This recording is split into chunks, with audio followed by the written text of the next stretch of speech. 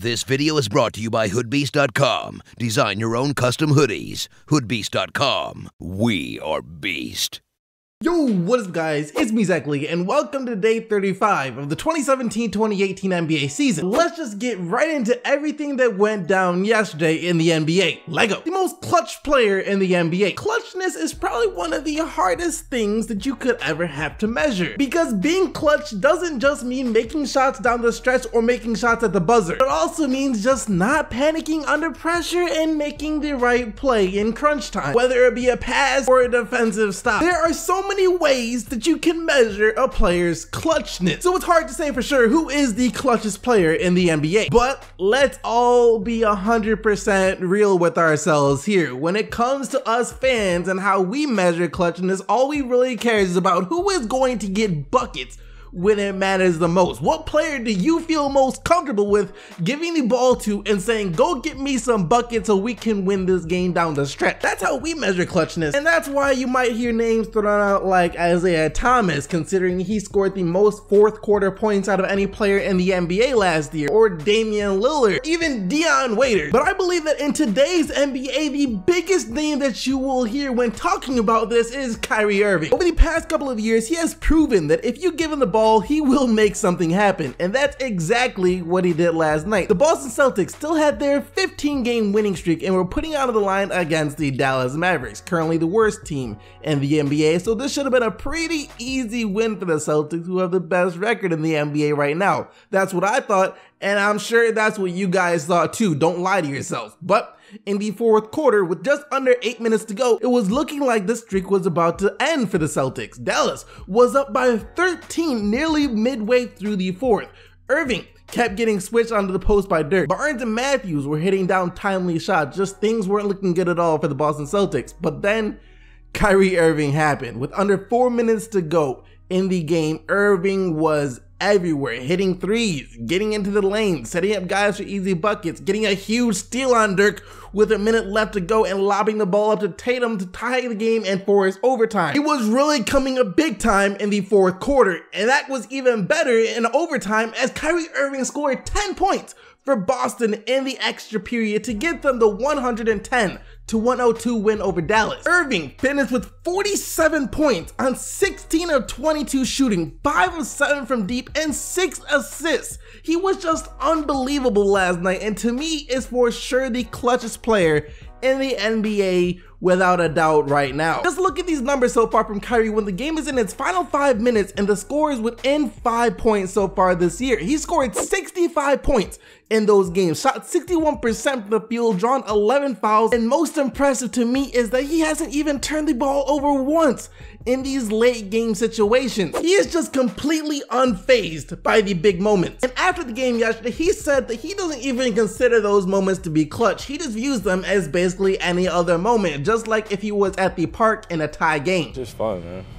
Just fun. That's it. It's pretty simple. It's just, there is no, such thing. I don't really see it as a pressure situation. It's just like fun basketball, man. It's just like being in the park and, 7-7 and game is, 8 and, someone else calls win by 2 and you calling straight up. And, that's when the defense just starts to crank up and, you see some unbelievable plays. And, I don't want to say the NBA is like playing at the park, but for me, I kind of just see it as that fun basketball, just being out there, the fans are into it, especially when you're on the road or you're at home, and it's just a fun environment. But you don't want to always be in that situation, but if it is warranted for you to kind of be in that situation, you got to take over, then that's what you do.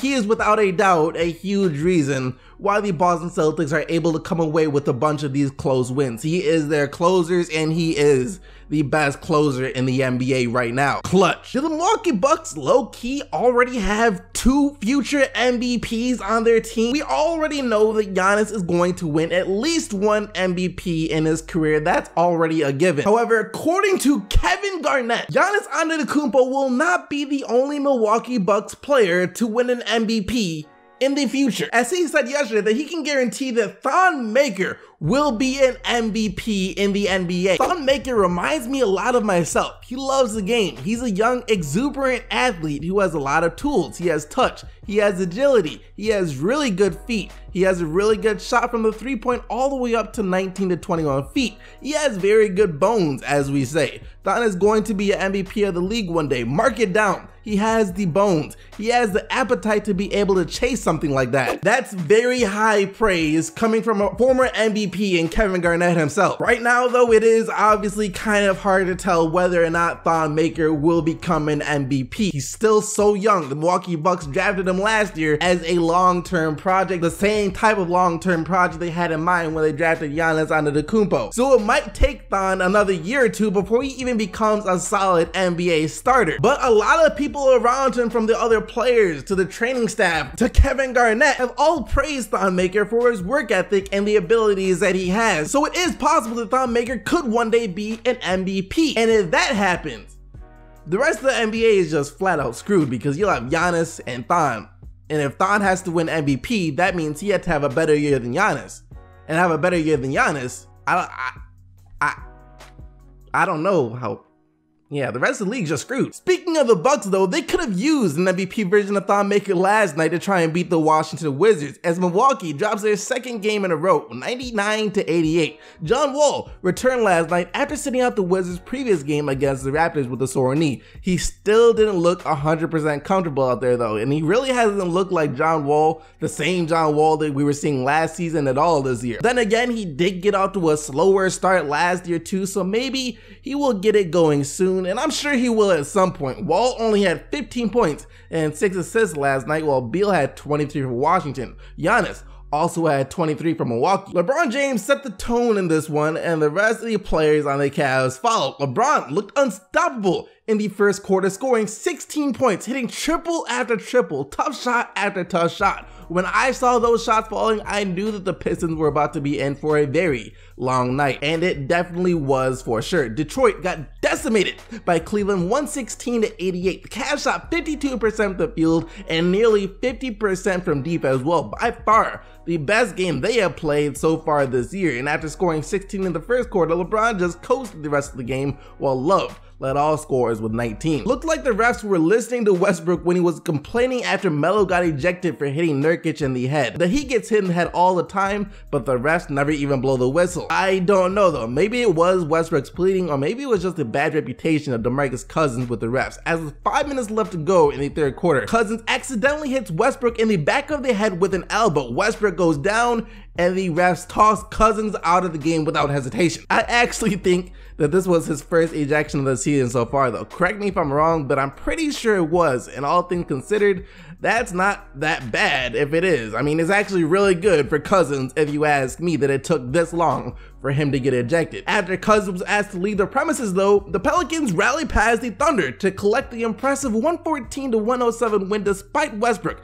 notching his 5th triple-double on the year with 22 points, 16 rebounds, and 12 assists, and that was mainly because Anthony Davis was dominating OKC all night. They just couldn't keep him away from that free throw line. AD attempted 22 free throws on the night, finished with 36 points and 15 rebounds. Jrue Holiday also started playing much better after DeMarcus Cousins was tossed as well, as he finished with 18 points. And I really just think he struggles for some reason when both Anthony Davis and DeMarcus Cousins are both on the court. A new career high in points for Ben Simmons last night, as he posted 27 points and 10 rebounds to get the Sixers the 107 to 86 win over the Jazz. 22 of those points came in the second half, as Utah just couldn't stop him from getting anywhere he wanted on the court. But I don't even have to say anything else about Ben Simmons. We already know that he is a huge problem in the league already. Embiid though, I'm telling you, players hate playing against this guy. He tries so hard to get up under their skin with his trash talking and taunting, and it worked last night for sure against the rookie Donovan Mitchell. Embiid taunted him after rejecting Mitchell's drive. Mitchell gets up, gives Embiid a little shove, and now Embiid is about to win an Oscar for his acting job, as he flung himself to the ground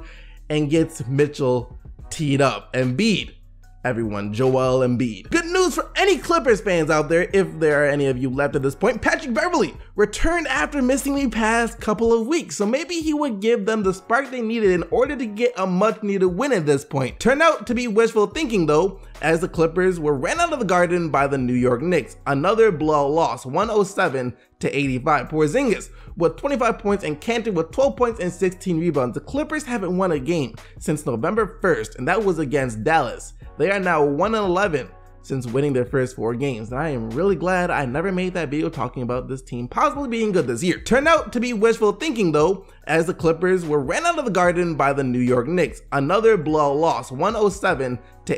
Porzingis with 25 points and Cant with 12 points and 16 rebounds. The Clippers haven't won a game since November 1st, and that was against Dallas. They are now 1-11 since winning their first 4 games, and I am really glad I never made that video talking about this team possibly being good this year. I did, however, make a video talking about how good the Magic were, and maybe I should have waited to do that because right after that video, the Magic started regressing to the team that we all thought they were going to be this year. We saw what the Magic were capable of for a short period of time, and maybe they will remember how they were winning those games at some point this year, but they can't do that right now. They dropped another one last night to the Indiana Pacers, 105-97. Oladipo, a surefire candidate for most improved and maybe even an all-star this year, had 29 points, 9 rebounds, 5 assists, and get this, 7 steals on the night, while Bogdanovich, who has also been a great pickup for them, chipped in 26 as well. After a heartbreaking loss to the Pistons on Sunday night, the Wolves traveled to Charlotte to try and get back in the W column against the Hornets. D12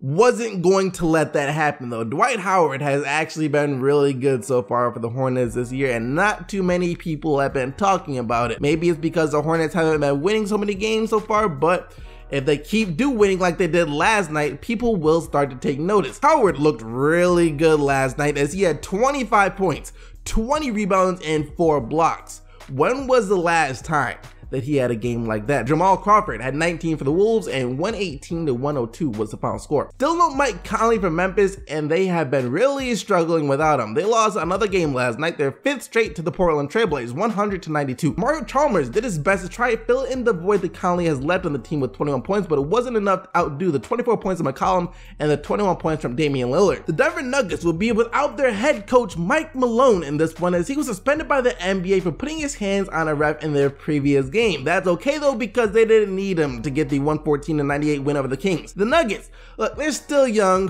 which could explain how inconsistent they are, especially Jamal Murray. That guy has games where he looks really good, but then the next game he struggles. He had a bad game against LA, but shot much better yesterday to finish with 18 points, while Nikola Jokic had 16 points and 14 rebounds. Remember a couple of years ago when LeBron James came out and called the Hawks the Spurs of the East? Well, if you called them that now, you would never be allowed to even think about basketball again. The Hawks lost to the Spurs last night, 96-85. LaMarcus Aldridge had 22, and nothing else needs to be said. I mean, it was the Spurs versus the Hawks.